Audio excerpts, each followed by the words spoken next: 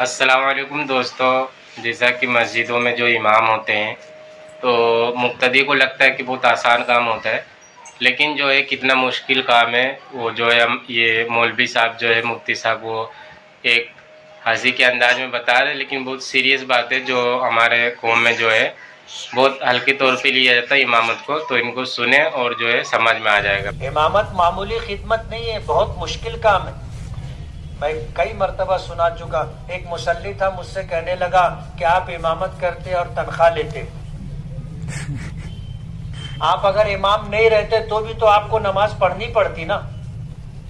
तो जो नमाज आप पढ़ते वही नमाज आप बजाय चटाई के मुसल्ले पर पढ़ लिए तो आप पगार लेंगे क्या? मैंने कहा नहीं, बात ऐसी नहीं है, समझ समझ का फर्क है। बोलो एक काम करो। बोले क्या? मैंने कहा तुम महीने भर 5 वक्त की नमाज हमारे मुअज्जिन साहब के बाजू में पहली सफ में पढ़ो, जो पगार मिलेगी वो तुम ले लेना,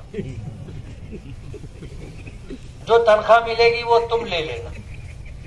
अब गुफ्तगू के बाद पहली नमाज में वो था मुअज्जिन के बाजू, मैं भी उसको ऐसे घूम के देखा। दूसरी नमाज में 2-4 लोगों के बाद था, मैं उसको देखा ना तो वो सर उठा ही नहीं रहा था नीचे से।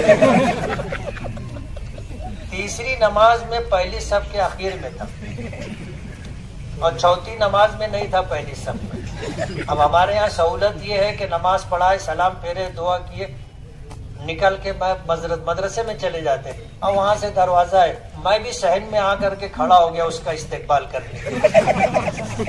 वो आया, बोले बहुत मुश्किल काम है मुफ्ती साहब, मैं गोल्डन नगर में रहूं, या ऐसा ही मौके मालूम पड़ा, मैं भागत आओ, पहली सब भर गई।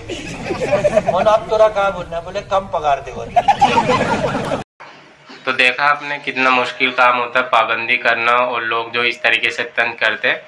तो इस बात अगर समझ में आए तो आइंदा से जो है ध्यान रखना और अपने मस्जिदों के इमामों का और मुअज्जिन का सबका जो है एहतराम करें। अस्सलाम।